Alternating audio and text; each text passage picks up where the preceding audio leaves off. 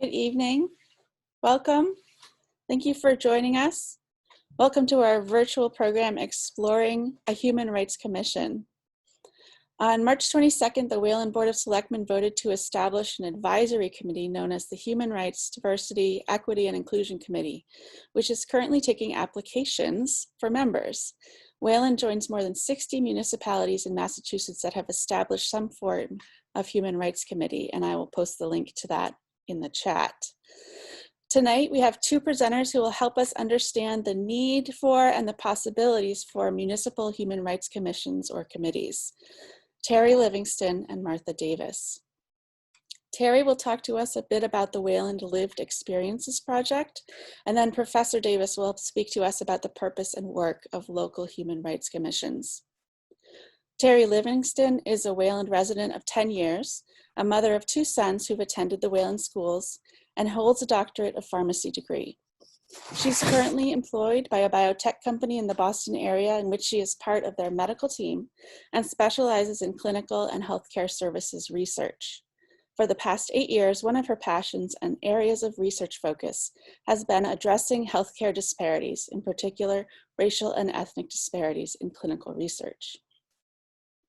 Martha Davis teaches constitutional law, U.S. human rights advocacy, and professional responsibility at Northeastern University School of Law. She is a faculty director for the law school's program on human rights and the global economy and the NuLawLab. Professor Davis has written widely on human rights, women's rights, and social justice issues. Most recently, she co-edited Global Urban Justice, The Rise of Human Rights Cities, the first book-length scholarly treatment of the human rights cities movement. She also contributed a chapter entitled Cities, Human Rights, and Accountability, the United States Experience. She is the co-author of the first law school textbook focused on domestic human rights, titled Human Rights Advocacy in the United States. And she co-edited Bringing Human Rights Home, a 3-volume work chronicling the U.S. human rights movement.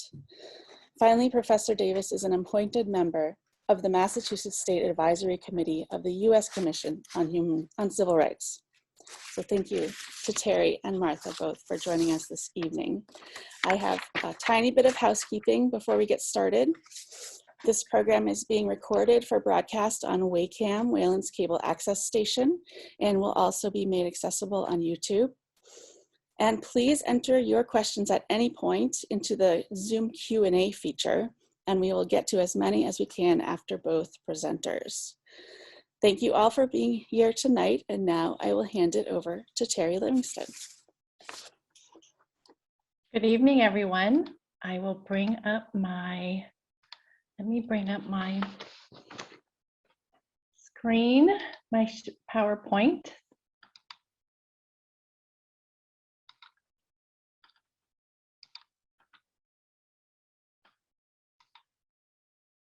Courtney, can you let me know if you can see my slide? Yes, okay, looks great. Thank you. I just wanted to confirm that it was showing. It is, thank you. Thank you.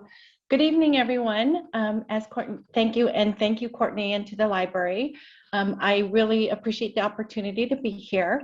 I wanted to start off with sharing our Wayland Lived Experiences project. For background purposes, the Wayland Lived Experiences Project is an initiative that was born from a group of concerned Wayland residents who met regularly throughout 2020 to examine and study the potential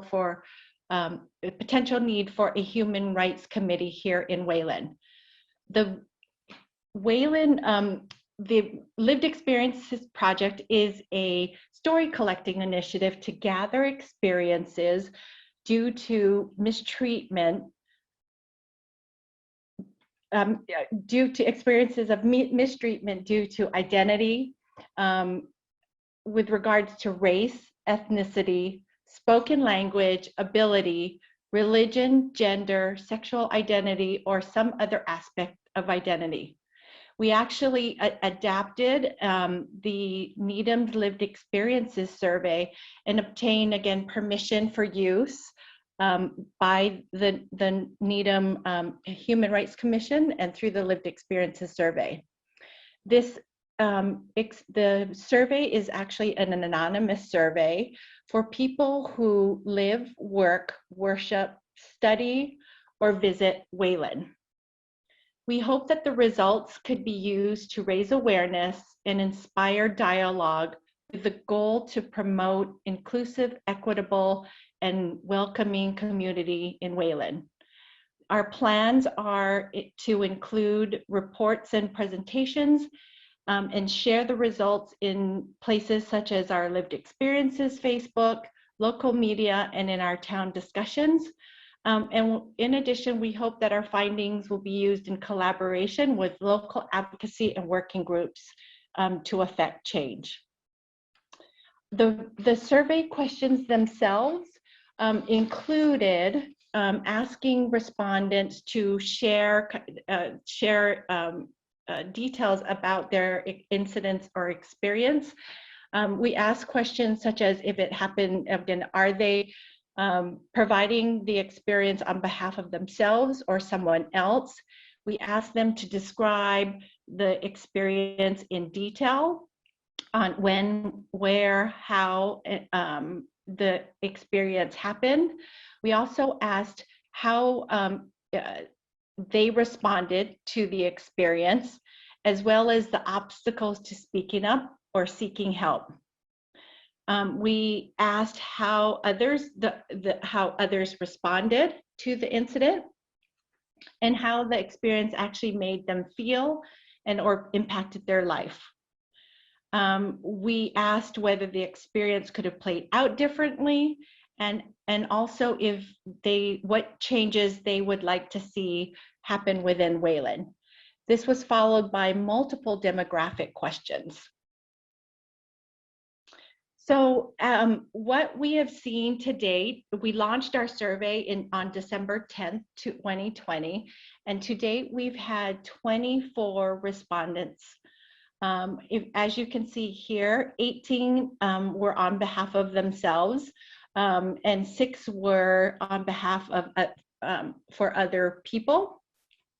When the incidents occurred mostly in the 2000s, with 12 of them occurring within the last 2 years, followed by 10 in kind of that mid-2000 range.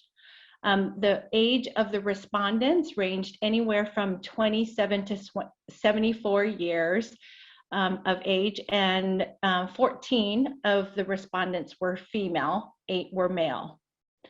15 lived in Wayland, 5 worked in Wayland, and 3 went to school in Wayland. When we looked at the demographics based on the respondents' race and ethnicity, you can see here that 34%, we did kind of do breakouts of East Asian and Southeast Asian. Collectively, Asians were, 34% of the respondents were Asian, followed by 29% of the respondents being white, and then 13% were Black or African American. I think what's interesting and what we did was compare it to the Wayland population as a whole. So within Wayland, there are just almost 14,000 residents. And this is based on data from 2018. And you can see that the majority of the residents that live in Wayland, 81% of the residents are white, followed by 11% being Asian, and then 4% being Hispanic, and less than 1% being Black or African American. So what's interesting, right, is that again, 34% of the respondents to our lived experiences project were Asian, and then 29% being white, and then 13% being Black or African American. When we asked the question on who mistreated you, right? So who was the person or description of who did the mistreating? So collectively, when you look at between residents, school students, and neighbors, right? They were people who lived in Wayland, 30% being residents, 17% being school students, and then the 5% being our neighbors. And then this was followed by 17% being from the school authorities. This could have been a teacher, counselor, coach, administrator, followed by a public town or official at 15%. We also asked the type of mistreatment, and here are the kind of the following categories: from verbal, nonverbal, surveillance, sexual harassment, programmatic, procedural, physical, and microaggressions. And what you can see here is the top two types of mistreatment at 8 apiece were verbal and microaggressions, followed by nonverbal at 6, and then procedural at 4. I think what is of note is when you look at the, again, the types of mistreatment being verbal and microaggressions, these are, and again, the respondents, 34%, again, linking 34% of the respondents were Asian. This is in line with, the national data that we see across Asian Americans, where again, verbal assaults and microaggressions are the most commonly reported. And then we did, when we looked at, and this slide reflects the type of what is the type of mistreatment due to? And you can see here, 16 of the mistreatments were around race, followed by another 7 that were due to ethnicity,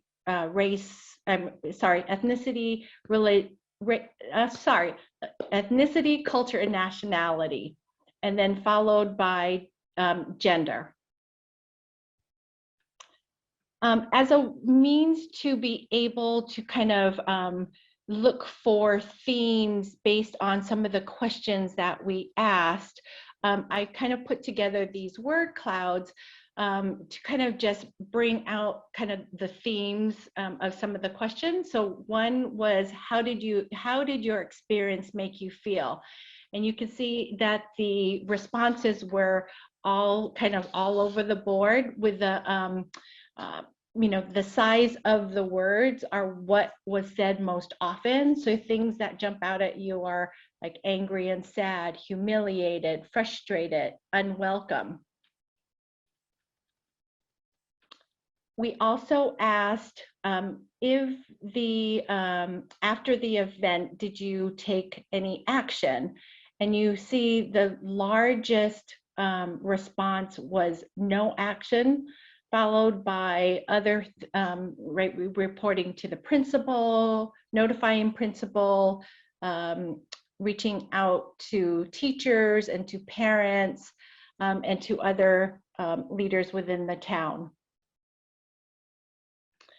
When we asked why there wasn't any action taken, overwhelmingly how people responded was because of retribution.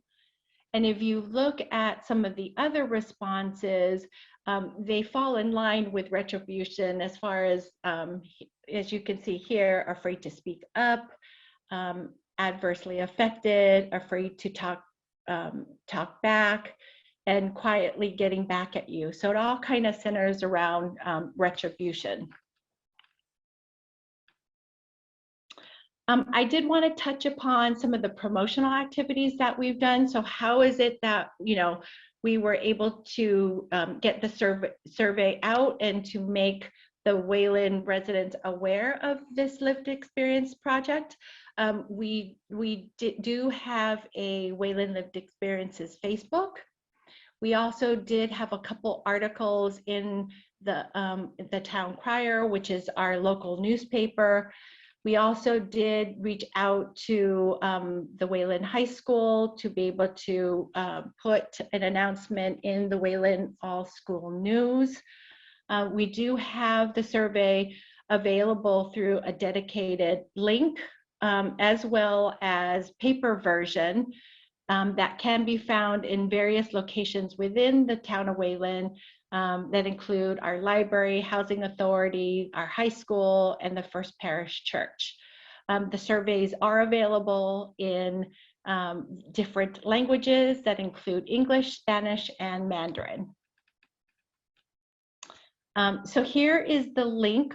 If there are others that have experienced a form of mistreatment and do want to be able to share their experience with us, the link is seen here and is still open. And we do have a email address. So if you do have any questions or feedback, you can email us at waylandlivedexperiences@gmail.com. So that just, again, I wanted to share this information and some of the results that we've seen to date to be able to, again, provide some of the data and to inform why an HRC is needed within the town of Wayland. And I am going to now pass it over to Martha Davis to be able to share her thoughts and her experiences around a Human Rights Commission and what that means. So Martha, I'm going to turn it over to you. Great, thank you, Terry. So I'm going to put my slides right up here.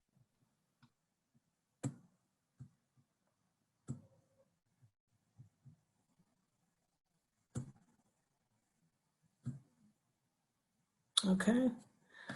So thanks very much to Courtney for that introduction and to Terry for leading off with the results of the lived experience survey, which a lot of people put a lot of work into, so I appreciate that. I really welcome the opportunity to speak today about human rights commissions, and I want to commend the library for serving as a forum for these kinds of important conversations. I looked at some of the activities that the library's been having around issues of race, and it's really very impressive. So before going forward, I want to mention that I attended a number of the meetings of the Human Rights Study Group that Terry mentioned, that put together the pending petitioners article, and I served as an uncompensated informal advisor for some of their work. Having said that, my scholarly work on human rights commissions and local human rights initiatives long predates this and extends well beyond Wayland. So, and I'll also add that I'm not myself a resident of Wayland.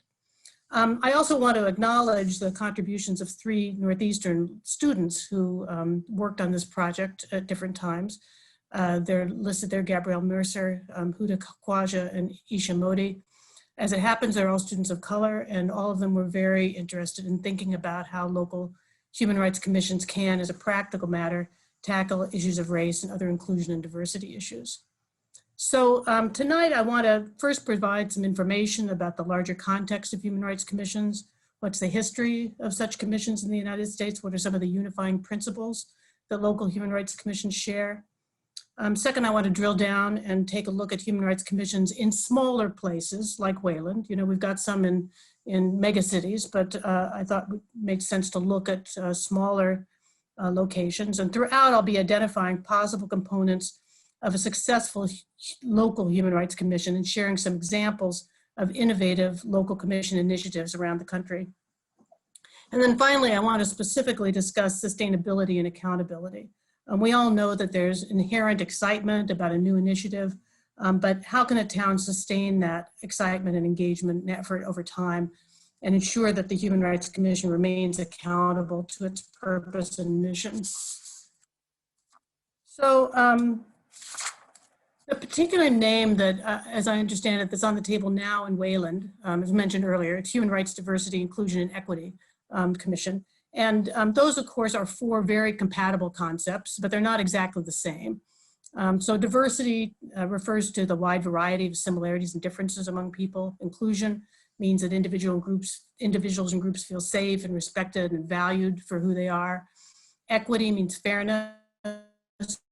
It doesn't mean that everyone is the same or receives the same benefits, but that the outcomes are fair.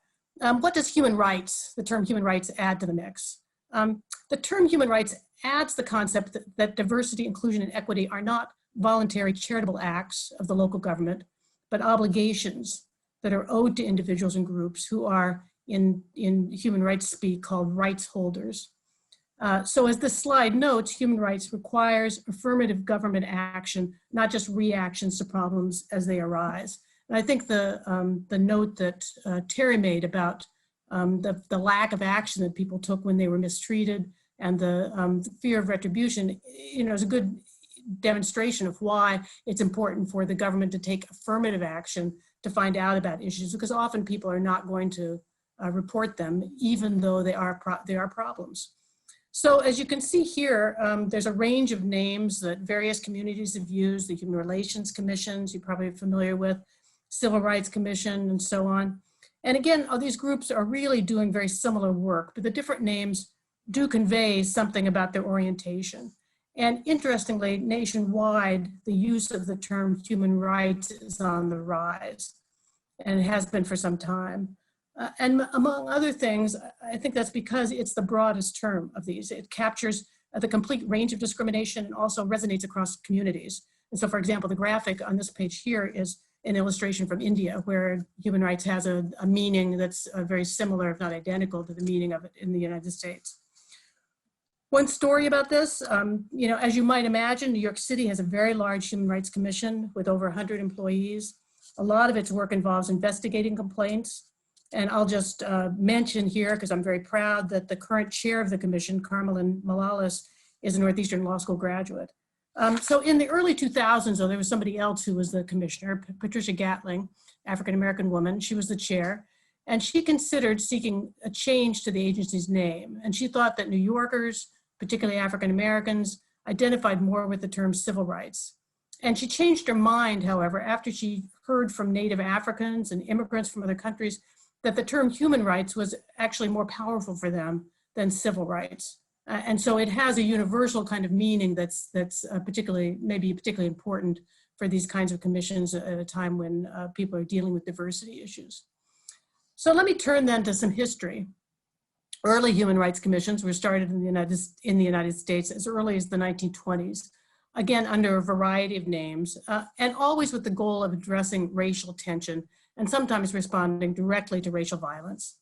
Several precursors of human rights commissions were started in the 1920s. For example, the Chicago Commission on Race Relations, which is regarded as the granddaddy of human rights commissions in the US, was established in 1921 as a response to race riots that had occurred a couple of years earlier in Chicago. Another early commission was Maryland's Interracial Commission in 1927, and that was a state level commission.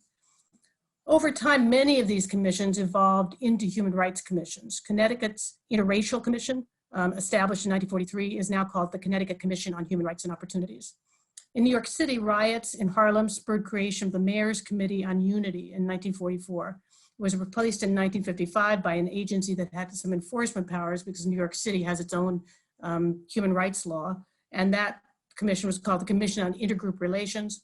And then in 1962, the name was changed again to the Commission on Human Rights. In the 1960s and 70s, more state and local human rights commissions were formed as part of kind of an extension of the civil rights movement, and also responding to subsequent efforts to sustain social change in the 1970s into the present. And so many of those included a focus on gender, responsive to the women's rights movement of the 70s. Many of the larger human rights commissions do have enforcement power, and that is they have the capacity and authority under law to investigate complaints, to take action to resolve them, to enforce their own human rights or civil rights laws. In Greater Boston, for example, the Cambridge Human Rights Commission has power to investigate and adjudicate complaints of discrimination in areas of employment, housing, public accommodation, and education.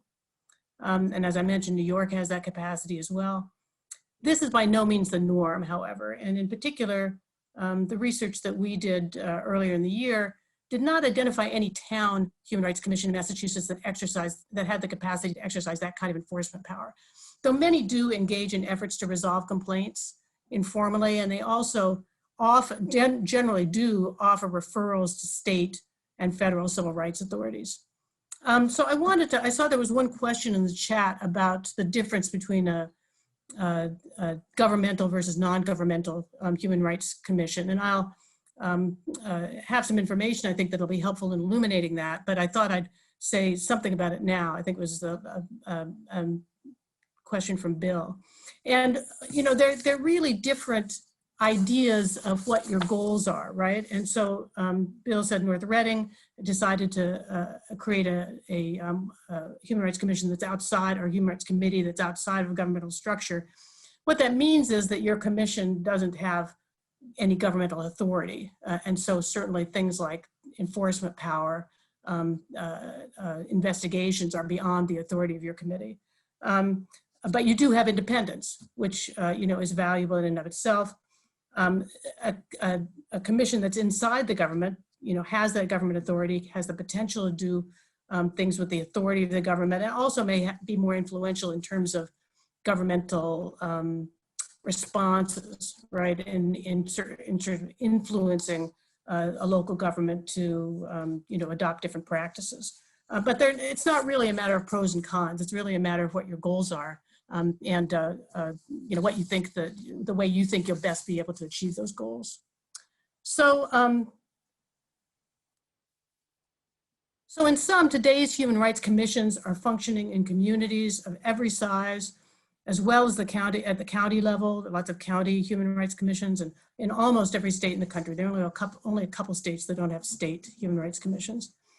In their governing documents, these commissions often invoke the language of the Universal Declaration of Human Rights adopted in 1948, which provides in Article 1 for the, quote, inherent dignity and the equal and inalienable rights of all members of the human family.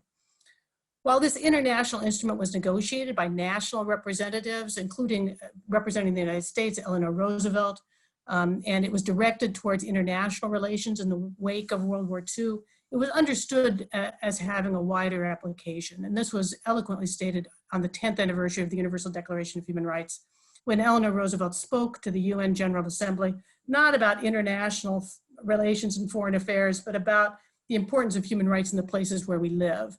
And I've reproduced the quote here. I won't read the whole thing, but you can see it. She says, "Where do human rights begin? In small places close to home, so close and so small that they cannot be seen on any map of the world." And then skipping ahead, "Such are the places where every man, woman, and child seeks equal justice, equal opportunity, equal dignity without discrimination. Unless these rights have meaning there, they have little meaning anywhere." So let me turn then to some of the unifying principles that are applicable to human rights commissions. And these are official human rights commissions. So these are set out in the Paris Principles, which set of principles endorsed by the UN General Assembly in 1993, which set out expected standards for national human rights institutions. And I'll just mention here that the United States does not have a national human rights institution, although almost all of our peer nations do. And just last month, Sweden, which was one of the last peer governments not to have a human rights commission, announced that they are establishing one. So these principles are geared toward national level bodies, official national level bodies. And so they don't completely square with what's possible or what makes sense on the local level. However, some of the principles are transferable, and these principles are often used as a general guide by local human rights commissions. An important thread through these principles is the importance of adopting a structure that supports and ensures the commission's independence. And since the commission will often be called on to assess government processes, critique government processes, it's critical that the body have the independence required to take on this important task. A broad mandate is part of that. Diverse representation on the commission is also important. Likewise, a sound infrastructure and adequate funding, and as we'll discuss later, that funding or that support might provide staff support, or it could be funding to support outreach efforts or other educational initiatives. And what's important is that it be budgeted so that the commission can make the decisions about the allocations rather than have it be part of a political process.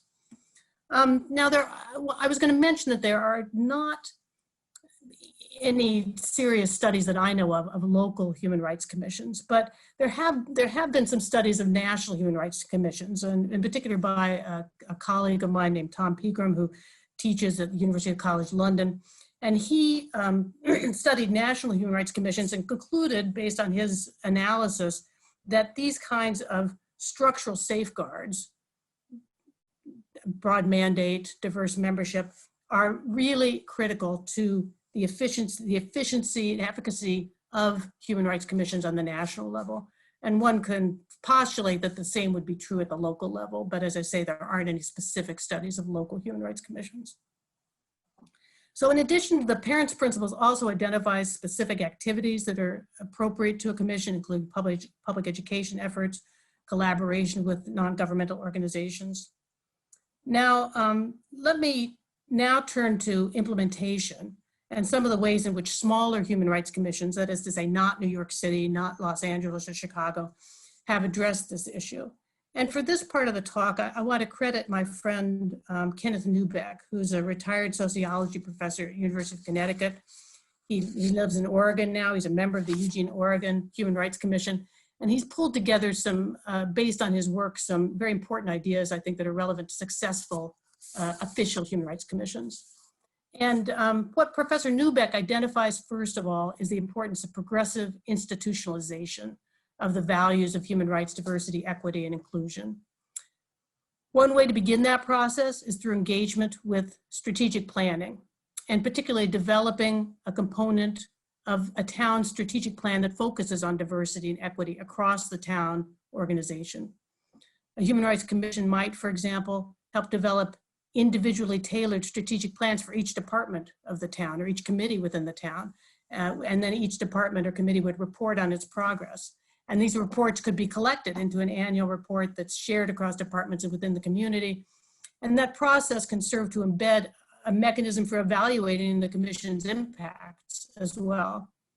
In Eugene, Oregon, when they did this, the Human Rights Commission also gave out annual human rights awards to each department for particularly notable projects. So Professor Neubeck identifies the role of the Human Rights Commission and the leaders within these departments, the town departments, as translators. And translators are people, individuals who can help others understand the meaning and importance of human rights and how they can use human rights to think differently about their work and even do some things differently. At the same time, champions of human rights are also important. And at the town level, this might be the select board, who encourage and praise and occasionally maybe symbolically reward town staff and volunteers for work to promote and implement inclusion and equity.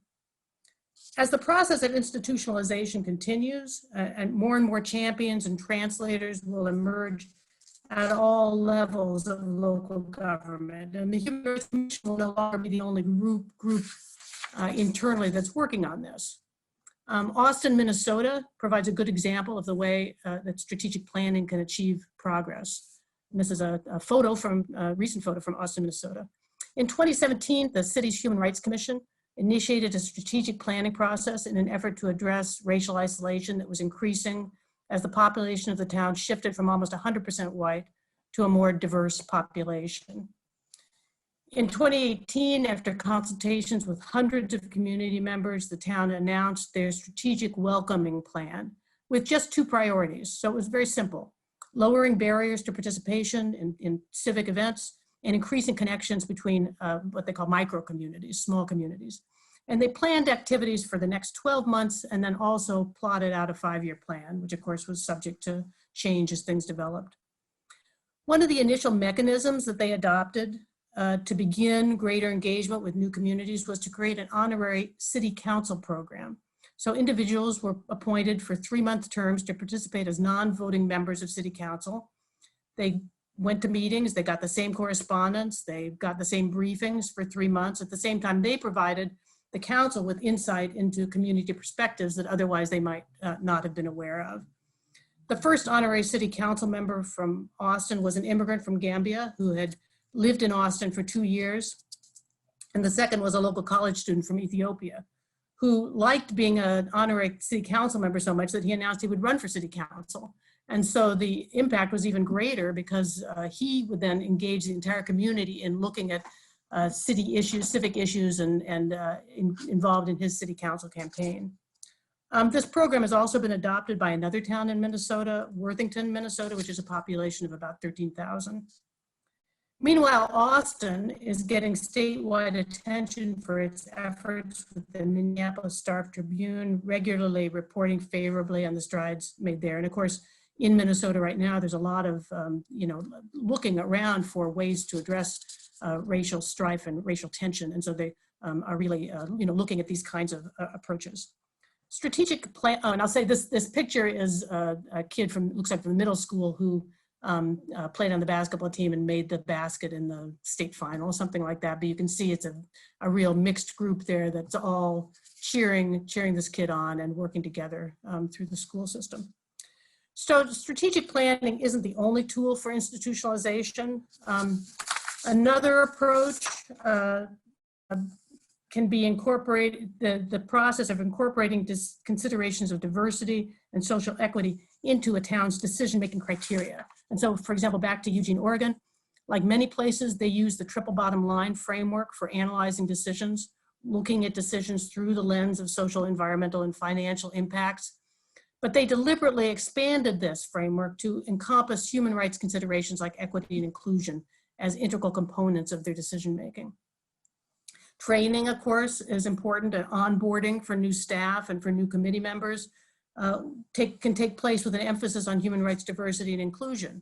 And that's another important tool of institutionalization that over time will promote better integration of these values and less reliance on individual champions and translators. Not everything will come from the Human Rights Commission, but it'll be integrated into the culture of the community. Resources are a critical component of Human Rights Commission success, particularly because Human Rights Commissions should be proactive. Human rights standards are higher than domestic civil rights standards that call for proactivity in identifying discrimination, not just waiting for complaints to come in. Equity audits can be an important way to identify areas that need attention. This was, I'll mention one big city Human Rights Commission. This was the approach taken by San Francisco, which conducted a gender and human rights audit of several of its municipal departments. And it uncovered issues that otherwise might never have been addressed because people, didn't only recognize them subconsciously or didn't take the time to complain. Issues like the fact that the street lights were so far apart in certain areas that women felt unsafe after dark, or that city services were unavailable for people during time, because the times for these services were times when people had to take their children to school. So because of the gender audit, the city was able to proactively address these issues. One aspect of resources is a budget. And as I mentioned earlier, this is important to Human Rights Commission's independence. Here in Greater Boston, there are also, many other resources in the community. I became aware of Wayland's efforts through my connection to the university. And so you've got lots of universities, resources in your own community, people that have a lot of expertise that can contribute to these kinds of efforts. Importantly, to maintain community support, the benefits of the Human Rights Commission must be seen to outweigh the costs.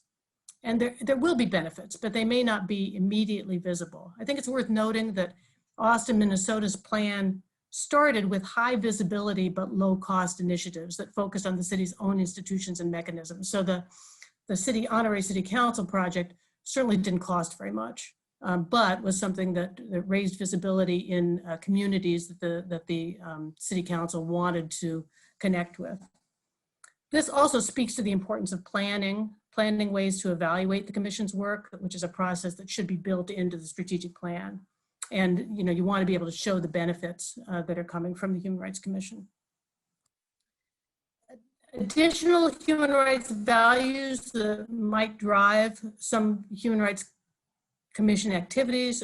Participation is a core value of human rights work. And of course, that means that public participation should be an important aspect of Human Rights Commission work. In Eugene, Oregon, the Human Rights Commission developed public participation guidelines that they disseminated throughout the community, throughout the city, right? So that included a framework for culturally competent outreach that referenced universal design and access. And this relates to the value of inclusiveness. Along these lines, Berkeley, West Virginia, a population of 16,000, held a training on hiring people with disabilities. But inclusiveness goes beyond outreach to include re-examination of space and furnishings and layout of community spaces, identifying who uses the space, who feels welcome there, including what's posted on the walls. And a personal story about that, my daughter was looking at colleges last year and we took a tour of Wellesley. She didn't end up going there, but we were just overwhelmed when we entered the library, the college library, and just saw portraits of women on the wall. And you realize then that it's so seldom that you are in that kind of space. And things like that, what's on the walls, can really make a difference in how welcome people feel in a space. It's important, of course, to have respect for the community and treat the community as an asset. One of the first things that Hamilton, Massachusetts did upon establishing a Human Rights Commission was to hold an online community forum to try to open up dialogue with members of the community, solicit views and input. One component of respect is following up. So it's important, if the commission gets information, to have some way of following up with the community and the affected individuals. Of course, being willing to think outside of the box, creativity is a critical resource for human rights commissions. Human rights commissions often initiate cultural programs, arts initiatives, community summits. International Human Rights Day, December 10th, is a big day often, film festivals.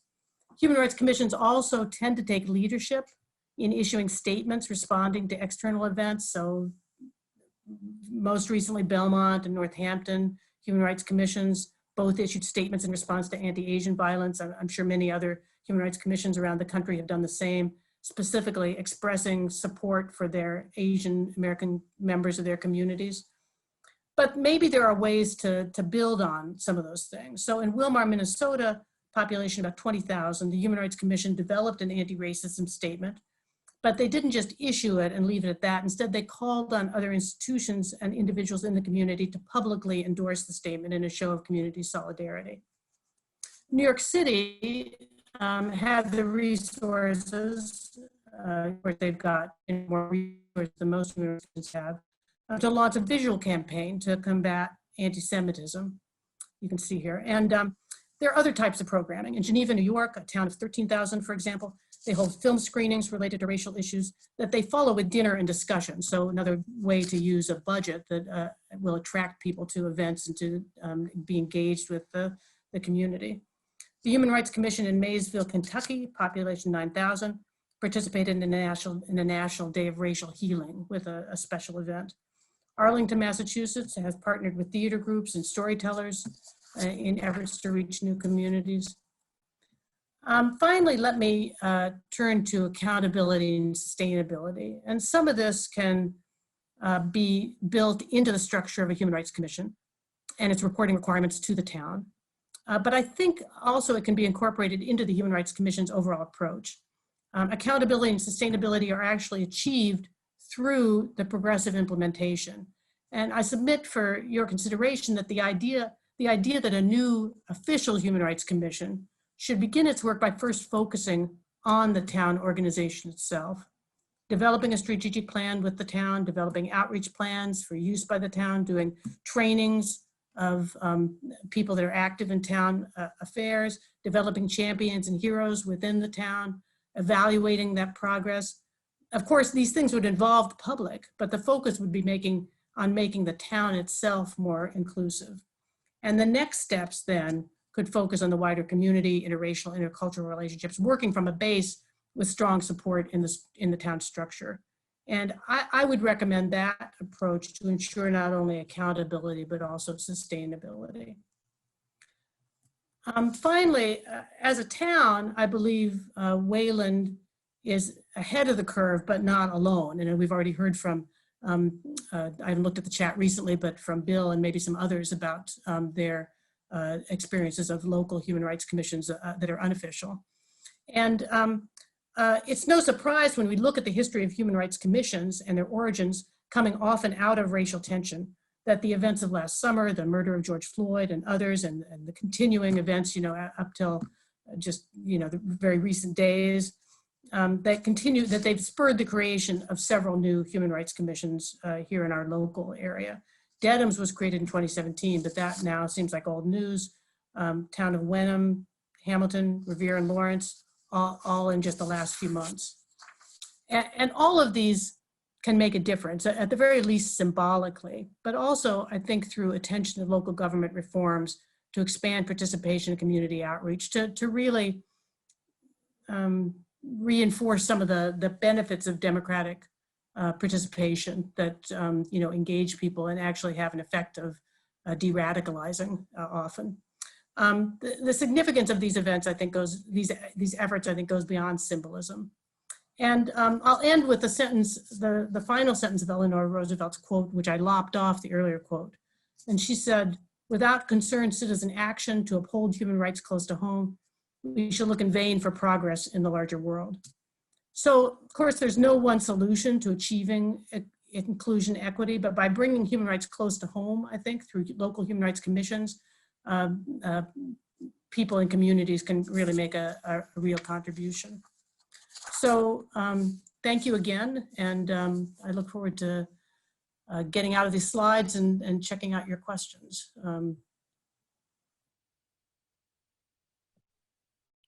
Thank you, Martha. I believe you can see the questions. I can also read them. There is one wording question about a commission versus a committee and, and Clout. Yeah. So let me. It says, does a commission have more clout than a committee? Yeah. We looked into that and we didn't really ascertain any difference. I think that, I think legally there's not any distinction. I don't know whether, sort of in the popular imagination, whether there might be, a different meaning. Okay. More about equity audits, who conducts them.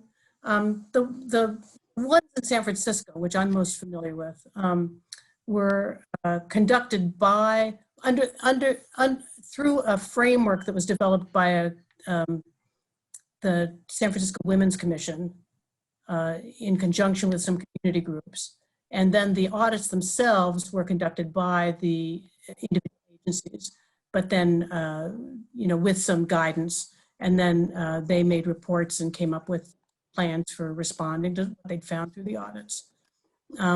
Those frameworks are available from San Francisco. They're focused on gender, but those the San Francisco Women's Commission website makes those available. So it's something that people can take a look at and try to adapt to their own situations. And I believe that there are some university resources locally for equity audits. I think that UMass Boston may have some expertise, and I think based on some conversations recently, I think it may also be something that Metco works with. So I think there are plenty of ways to get access to some ideas about how to conduct those. But of course, for your community, you'd want to really tailor it to what, maybe to some of the issues that Terrie found in the lived experiences survey and so on, to make sure that you're really surfacing issues that should be addressed. Thank you. Another question, do you have examples of how human rights commissions interact with law enforcement, good or bad? Yeah. Well, often the human rights commissions have law enforcement members, right? That's part of sort of making sure that there's a dialogue between the police force, or the law enforcement, and the people in the town. And so I'm not sure if I have any bad examples. A good example that we do talk about a lot, but it's not domestic, is that as Courtney mentioned, I've worked a lot with something called human rights cities, which is related to human rights commissions, but it's the idea that the entire city sort of embraces a human rights framework. And an early human rights city was Rosario, Argentina. And Rosario, after they became a human rights city, did extensive trainings with police around human rights that were very effective in dispelling tensions between the police and the LGBTQ community there. And so I think that's one thing that has been used in the US too, is human rights trainings for police to try to give them some different techniques for dealing with populations that they may be unfamiliar with, or that they may have some discomfort with. And there are, again, some models for those kinds of things that have been pretty effective. Thank you. I'm looking at the chat and the questions, and we have quite a few that are asking about resistance and how do you gain buy-in from other residents or the town. Another question is about she's trying to convince her town to establish a commission. So any advice on those? Yeah.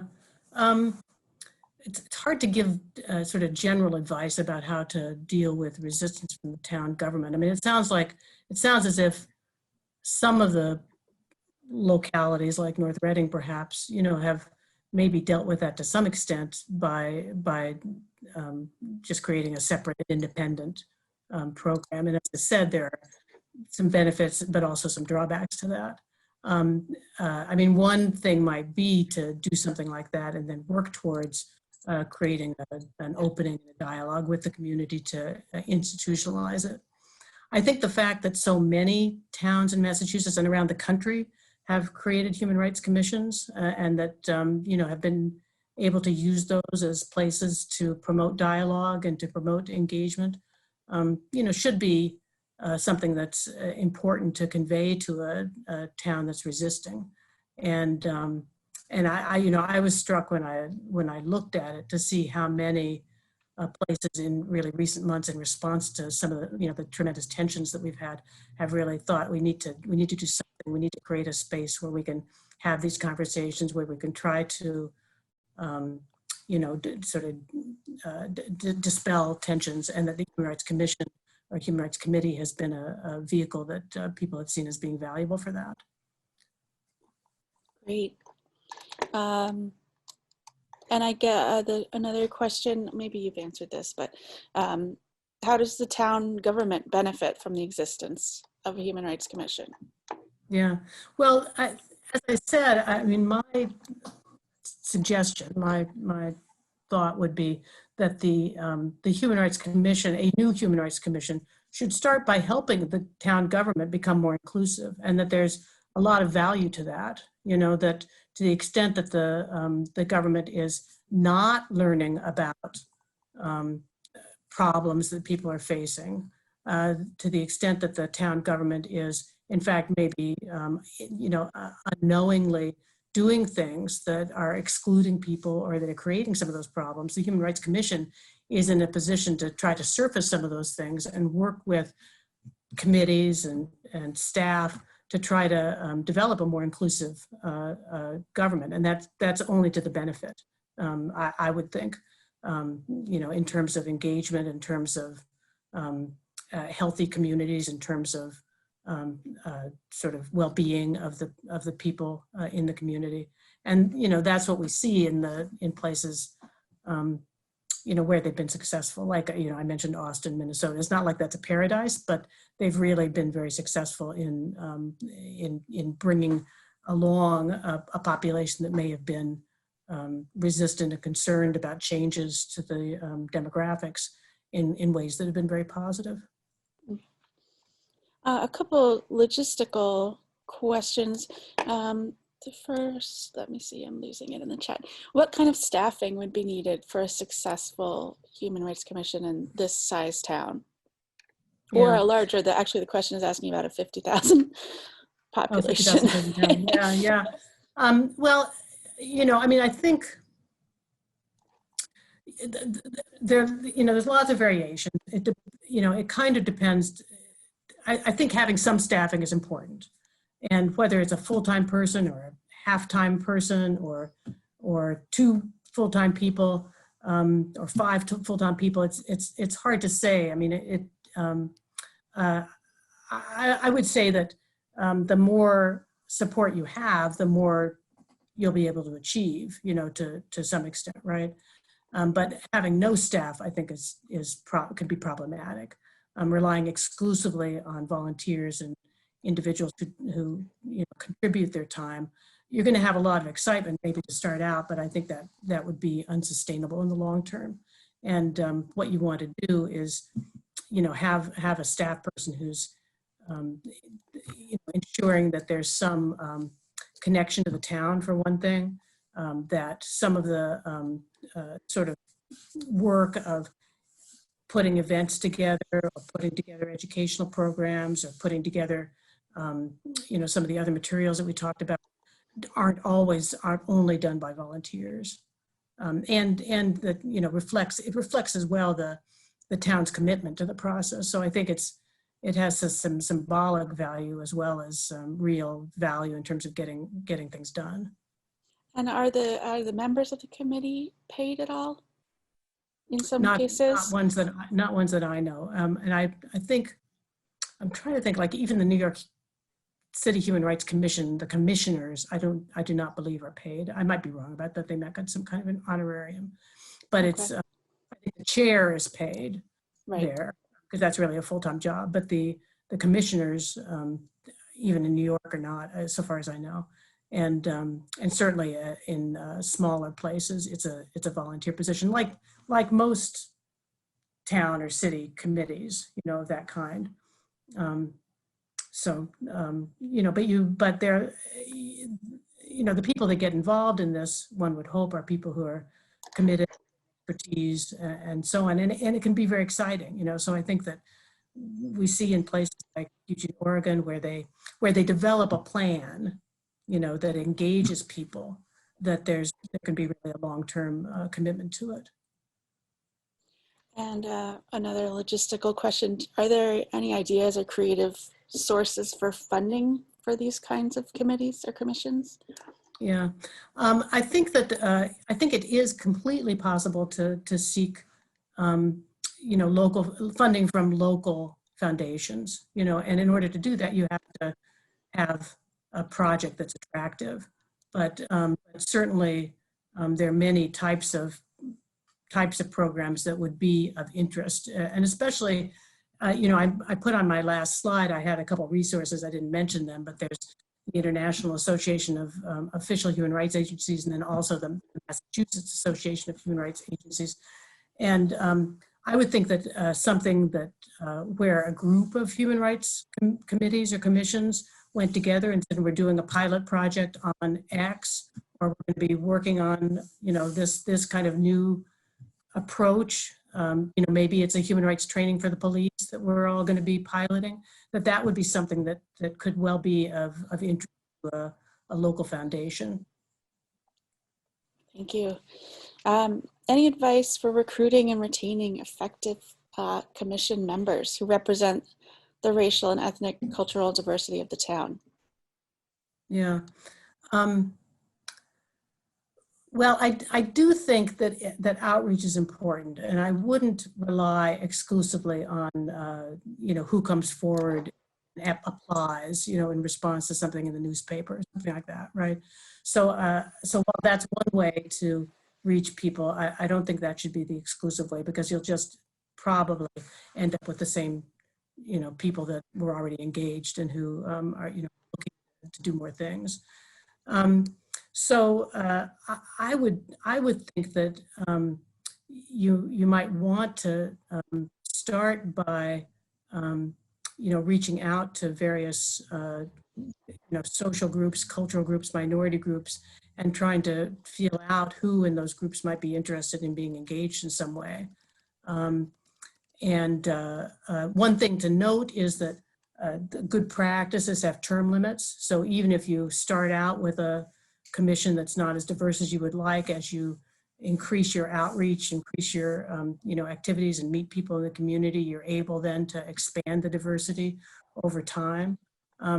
So those are the sorts of things that I would think of. And I know, I mean, I don't live in Wayland, I don't know Wayland very well, but I'm sure that you have some groups like that maybe aren't the usual suspects, that might be sources of recruiting.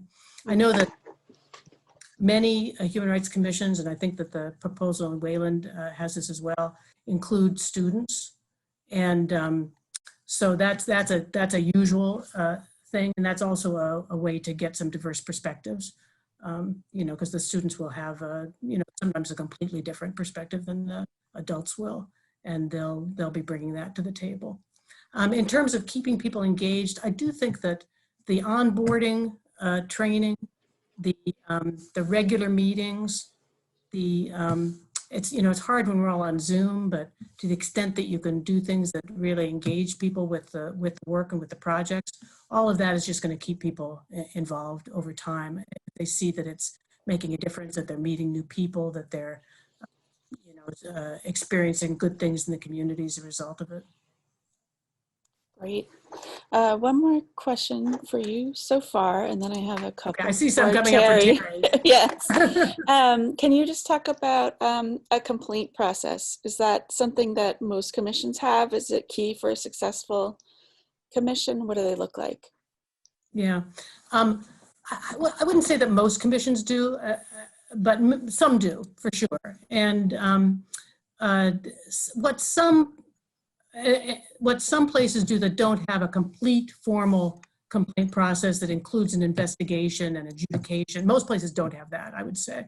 But many places have a process where you can file a complaint or bring a complaint to the attention of the Human Rights Commission, and then they will help you with referrals. And so if you go to the website of Arlington, for example, Arlington Human Rights Commission, they have a complaint form, I think I'm remembering this correctly, on their website that you can complete, and they will then give you some ideas and resources, and may even, you know, help you with some mediation of some kind, depending on what the issue is. So so those are the kinds of things, the more informal things that almost every Human Rights Commission has. The formal complaint process, because it involves investigations, because it can involve subpoenas, it can involve legal process, that's really a bigger deal that requires a, you know, significant budget, significant staff, and so that's more unusual, even though there's definitely some benefit to it in terms of you know, giving power, I guess, giving authority to the Human Rights Commission, and sort of putting front and center the idea that the town is trying to remedy these issues. Thank you. I'm going to move on to the questions for Terrie. So the first is maybe you said this and we missed it. Who conducted the survey, and was it under anyone's authority, or just some background again? Yeah, so the Lived Experiences Project Survey was conducted by, again, a group of residents who, again, the charge of the study group was to kind of examine and study whether the potential need for a human rights commission in Wayland. And so the thought was, and we've heard, right, I think as individuals living in the town, kind of anecdotes from our neighbors or others living, you know, with my sons, they went to the schools, you hear from other students. And so I think the thought was, how can we kind of collect the data how can we collect the data more broadly and be able to help to inform the need for a human rights commission. Great. So it was really by a group of residents, concerned residents. And a couple of folks are asking both of you, how important is that kind of work to helping to establish this kind of commission? Do you think that's what happened here? I think it helps, right? And I think it helps to be able to direct where, kind of as Martha spoke in her presentation, the necessary resources, or where the committee should focus some of their efforts, whether, you know, it's the school, whether it's the town officials or police, right? I think it depends on what you're seeing through the collection of these experiences. Martha, I don't know if you have any other thoughts. Yeah. Well, I'll just reiterate what I said earlier, is that I was so struck by what Terrie identified as the fact that many people didn't do anything when these experiences happened. And so these experiences happened, they hurt people, people are still living with them, and they didn't do anything. And so we wouldn't have known about them had it not been that we did this survey. And having learned about them, then we can, you know, start to take some action, or the town can start some action. So I think it does really matter in terms of thinking about the need for a human rights commission, because otherwise, you know, if you don't know that anything's happening, you say, well, you know, we don't need something like that. So. And how do you, both of you, think that Wayland might use that information going forward from the survey in whatever form our Human Rights Commission takes. Go ahead, Terrie. No, I was going to say, I think one of them is to provide resources, right? I think to Martha's point and the fact that, people, through the survey results said they didn't take any action. I think some of it is possibly because they're not knowing that there may be resources available. So I think some of it is ensuring through the Human Rights Commission that there are available resources. And then again, I think to the allocation of resources. Mm. And what are the plans for the Lived Experience project going forward? Do you intend to continue collecting surveys, or? That is the intent. I think, right, it will be important. It may not be exactly the way that it is now. We may have to tweak it based on kind of our initial findings. But I think it's important that we continuously do collect the data, right, Mm-hmm. to be able to help inform the Human Rights Commission. Thank you. We have one more question for Professor Davis. Could you speak to ways in which a Human Rights Commission could strengthen its advisory function and perhaps some of the preferred mechanisms for enforcing their policies? Mm-hmm. Great, thanks. I'm just going to follow up a little bit on the last question that Terrie was answering, which is Human Rights Commissions also, besides obtaining individual complaints and working within the city, also hold hearings themselves or do reports themselves. And so the information from the Lived Experience survey might be raise issues that the Human Rights Commission would want to explore in greater depth. And even hold a community forum or something like that. So I think it can inform the larger agenda as well. To answer the question, the question is dropped off now, but I think that I remember what it was, which was what were the preferred mechanisms for strengthening the advisory capacity of the Human Rights Commission and then enforcing the human rights policies of municipalities. So as I said, I think that there's the Paris principles, provide a framework, and ideally a town would say, yes, we want to have the best Human Rights Commission possible. And so we're going to really set up something that has all these safeguards so that we really have a great and efficacious Human Rights Commission. But that may not be the town's posture. And so that's one reason that I suggest really trying to bring the Human Rights Commission into processes that the town is already engaged in, like strategic planning, so that the Human Rights Commission has a seat at the table and is saying that human rights and inclusion and diversity and equity should be part of what we are planning. And then using that to then build out some of the other ways in which the Human Rights Commission is going to help the town do a better job in that area. In terms of enforcement of human rights policies, we do, of course, in the human rights arena, even if the local Human Rights Commission doesn't have its own enforcement mechanism. We've got plenty of enforcement mechanisms in Massachusetts, the MCAD, and then the federal civil Department of Education and other federal EEOC that people can go to. And so if there are serious problems, those are the things that people should pursue. In terms of more informal policies, it's really back to that issue of making sure that there's awareness and training and follow-up and reporting and scrutiny and accountability to ensure that the town is doing the best that it can to live up to the human rights values that it ascribes to. Thank you. Excuse me. I think we are running out of time, and I wonder if either of you wanted to add anything that we should have asked you.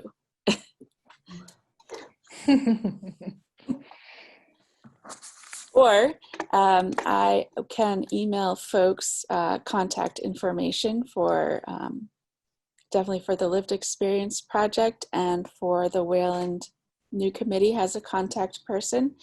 And you can find Professor Davis's information online. So I think if there are no more questions, I want to say thank you so much to Professor Davis and to Terrie for sharing all of this knowledge with us today. And thank you to everyone who is here and everyone who was asking great questions. Yeah, great questions. Thank you very much. Thank you. You, And everyone. thank you, Courtney, and to the library. Oh, you're very welcome. Everybody have a great night.